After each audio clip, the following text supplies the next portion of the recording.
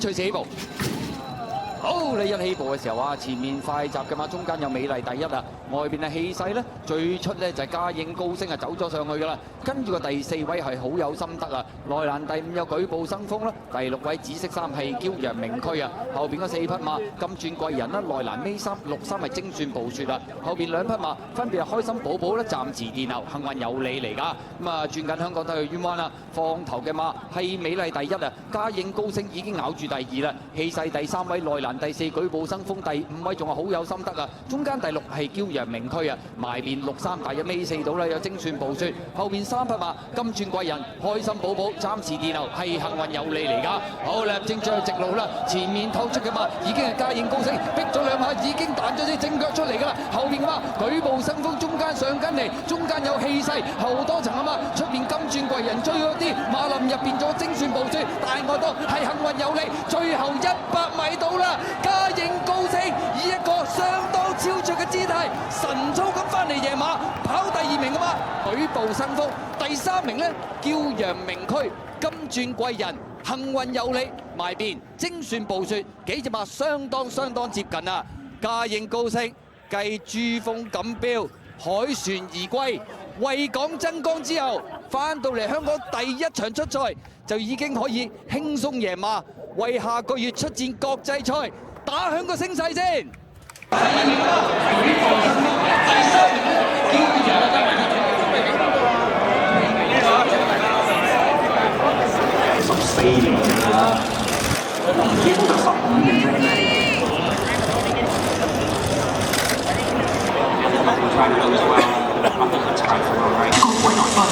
中銀香港私人銀行馬會短途錦標頒獎儀式現在開始。A presentation to winning jockey set credit. And now our winning jockey set credit is presented the beautiful bouquet to Mrs. Ann Dong。當然啦，我哋嘅勝出騎師咧，亦都將靚嘅花束咧就贈送俾你公羊恩賜女士㗎。你哋呢度當然要拍張大合照啦。And now it's time for the group photo. Becoming all too familiar for you, isn't it, standing at this microphone in that very famous suit, of course, which is wonderful. But where do we start? I mean, we are running out of superlatives. He was magnificent today. Well done. Yeah, I actually, to the eye, I thought it was probably one of his best wins. That was as easy as I've seen him do it. Maybe in this race last year, but he raced at the heaviest Hong Kong weight he's ever been today, which suggests he's getting bigger, stronger, better. So. No, it's just a dream come true to have a horse like this. And I really wanted to thank my team that travelled him overseas and didn't miss a beat with him and brought him back in better condition than he left. I mean, it sort of pains me to say in a strange sort of way, but has that trip possibly been the making of him going forward now? But look, I really believe that. And there's been a lot of globe-trotting horses that have travelled and has been the making of them. Some it destroys, but hasn't this horse. He'll be set for the Everest now again, and of course we've got the big international race in 3 weeks, which is his short-term grand final. So it's all very exciting. It's hard to think he could actually improve furthermore on what he's done already. Just quickly, I spoke to Zach there, obviously briefly after the race. What was he sort of debrief to you? I mean, it just seemed so easy for him. Yeah, Zach agreed with me. He thought he gave him probably the best feel in the last 15. So that's a great sign, isn't it? I suppose he should have won like that if you follow the market. The second favourite was 22 to 1. And he was $1.00, so you like to see $1.00s win like that, but they often don't. He just gets the job done. Well, the numbers are looking good, horse looks good, trainer looks good, very well done. Yeah, thank you. The suit's getting a bit tight, but I can't change. Well, I do.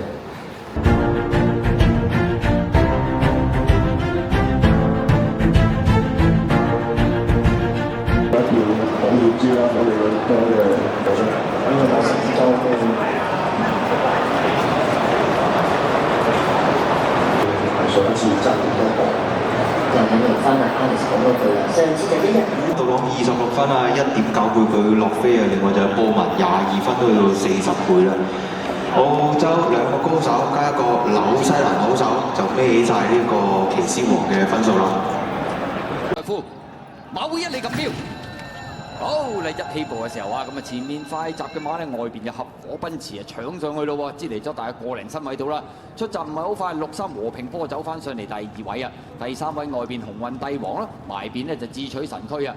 捉完，跟住個第4紅衫嗰匹啊，響出邊仲有手機標靶，守住內欄第7啊安宇啊，出邊白衫啊光年魅力啦，後邊嗰5匹馬啦，越盡歡欣，咁啊粉紅衫就禪聖輝煌啊，尾衫內欄係標之銀河啊，後邊2匹馬分別係陽光勇士同埋永遠美麗嚟嘅。開始轉香港體育學院彎咁滯嘅時候啊，前面一對放啊，埋邊呢就和平波啊走咗上嚟啦，響出邊呢仲有呢隻合火奔馳啊，守住第3位埋邊啊智取神驅，紅衫第4係捉完啊，再後邊嘅第5位出邊有手機標靶，中間鴻運帝王埋邊第7紅衫係安宇啊，後多層啊嘛光年魅力啦，越盡歡欣啦，尾4內欄啊標之銀河啊，尾3外邊粉紅眼罩啊禪聖輝煌啊，尾2橙衫陽光勇士依然響後邊呢係永遠美麗嚟嘅。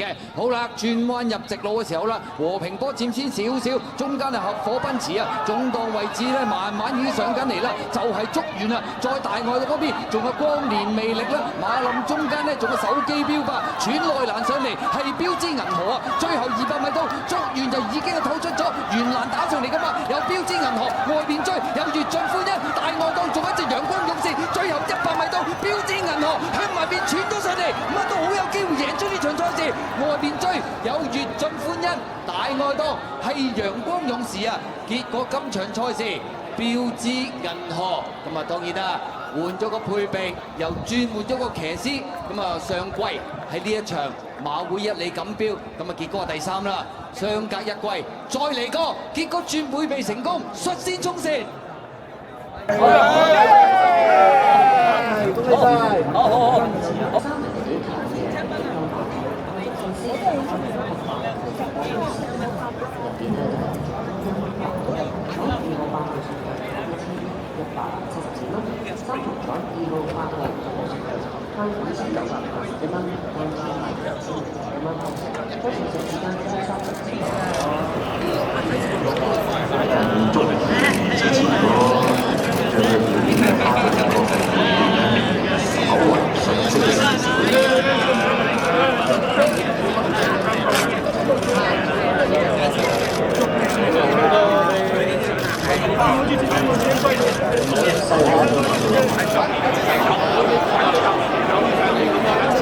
各位馬迷大家好，中銀香港私人財富馬會一哩錦標嘅得主咧已經誕生啦，就係由標之銀河係勝出嘅。POC Credit Card International Limited has just presented the silver dish to winning jockey James McDonald, and now James McDonald is presenting the beautiful bouquet to Miss Mary Low。當然咧，啱啱係將花束送俾羅慧敏女士啦，又係嚟到影大合照嘅時間喎。And time for the group photo, everyone. Can you look at all the media friends in the front？ 望望正前方啦。晒 PM 啊，標之銀河就捧走馬會一哩錦標啊！其實呢匹馬就喺啱上個禮拜初嗰時，大家都對佢非常之有期望，但係之後其實佢都係一隻比較好似表面上有少少反覆嘅賽區。佢要好多幸運啊性質啦喺陣上面㗎嘛，今日好彩喺影晒嗰度開到個位俾佢。咁好多場其實佢都唔係好夠位或者又要兜到好出。咁經過呢12個月裏邊都反覆咁重複，佢喺賽事裏邊遇上呢啲問題。咁今日就加個銀包俾佢啦，咁佢做主多啲 finish off well 少少。咁加埋都等咗運動落咁耐，佢跑呢隻馬，咁非常之好。眼包方面咧，其實就喺上季季尾嗰陣時候幫佢大個眼包，之後亦都除咗眼包，今場大包嘅最主要嘅作用係啲埋喺佢走規上或者心智上方面嘅。其實我哋由佢喺香港第一場，我哋都有用眼包啦。之後因為要真情跑呢個高分清醒我冇記錯，跟住驚佢記得就係 travel， 所以望咗，跟住跑打比更加唔大啦。跟住之後就去到呢一刻，我哋跑完上一場咁，騎師周俊樂都提議到我要俾啲鼓勵佢，咁決定加翻個眼包俾佢。咁佢走起上嚟都唔係話好鬥口啦，好彩。咁可能再成熟啲啦，同埋今場就起用到全球最佳騎師麥道羅，其實係幾時作出呢個決定嘅咧？跑完上一場都同馬主傾啦，咁最緊要佢得閒啦，亦都咁啱好過又起跑2次，咁唔係跑前6，所以咁啊可以跑到呢個。嚟緊嘅12月國際賽香港一定錦標啦，騎師人選係咪都係都係不定嘅，咁啊一早排之前呢場都同佢講跑2場，咁啊係啦，希望做得到。嚟緊佢哋呢場大賽仲有大約3個星期啦，3個星期嘅晨操安排有冇係點樣？要睇佢下個禮拜 pull up 嘅情況 recovery 情況點樣啦，可能俾一課 easy track。再次恭喜晒，恭喜晒你哋！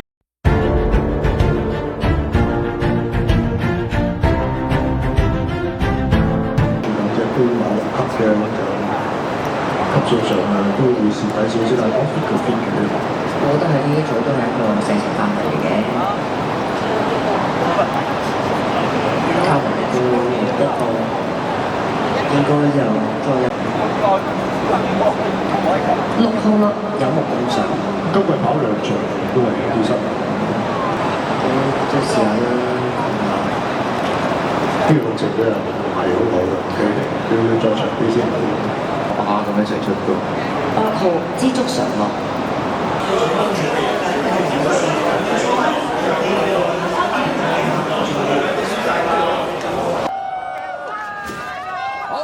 起步嘅時候啊，大家都平排約出㗎啦，快少少遨遊氣泡啊！響佢入邊就係浪漫勇士嚟㗎咯喎，外邊咧有知足常樂咧，入邊係直線力山啊！大約跟住個第5位淺藍衫係嘉應傳承啊，後邊嗰4匹馬分別有安晴啦、當年情啦、美麗同響外邊嘅尾二啊，暫時殿後係有目共賞嚟㗎。咁啊，接近呢個1006米嘅段處咯喎，前面放嘅馬就係遨遊氣泡放咗出嚟先，外邊位置知足常樂就走咗上去啊！第3位嘅馬有浪漫勇士啦，埋邊第4係直線力山啊！後邊嗰5匹馬啦，安晴啦，內欄尾4位置係嘉應傳承啊！後邊嗰3匹馬分別有當年情、美麗同享，暫時殿後仍然係嗰隻有目共賞嚟㗎。咁啊，去到對面直路中段，接近1002米嘅段處咯喎，前面放嘅馬咧仍然係遨遊氣泡嚟嘅，響外邊有知足常樂啊，第2位咧直線力山啊，埋邊第3浪漫勇士63，跟住個第4啊，內欄第5位就嘉應傳承，第6位紅衫係安晴啊，後邊嗰3匹馬仍然係當年情啦，尾二位置美麗同享啊，暫時殿後咁啊，都仲係嗰匹有目共賞嚟㗎。開始轉香港體育學院灣啦，遨遊氣泡喺前面放得好鬆容啊！知足常樂響外邊嘅第2位啦，直線力山第3位，浪漫勇士63二搭嘅第4啊！後邊嘅馬有埋邊嘉應傳承，出邊紅衫白帽安晴啊！後邊3匹有當年情啦，尾二位置美麗同享啊！暫時殿後仍然係嗰隻有目共賞嚟㗎。好啦，轉彎入直路嘅時候啦，前面佔先仲係遨遊氣泡啊，中間係知足常樂啊，浪漫勇士響外邊已經係上咗嚟㗎啦，後多層嘅馬有直線力山入邊嘅嘉應傳承，最後3匹。外邊位置浪漫勇士，埋邊遨遊氣泡，後邊仲有隻直線力山，再後多層咗嘉應傳承，最後200米浪漫勇士已經係脫穎而出啦，埋邊遨遊氣泡，後邊嘅馬仲有直線力山，出邊上緊嚟就嘉應傳承，接近終點，浪漫勇士以一個非常嘅輕鬆姿態受腳贏出今場中銀香港馬會杯啊！呢隻浪漫勇士都認真厲害啦，遠征一輪。咁喺香港賽場上面啊，已差唔多1年嘅時間冇喺賽場出現㗎啦。咁但係一翻到嚟香港，已經即刻可以輕鬆贏出呢場中銀香港馬會杯，亦都為下個月出戰國際賽注入強心針啊！係浪漫勇士嚟嘅咯喎，外邊有知足常樂啦，入邊係直線力山。好 ，thank you，放入邊啊！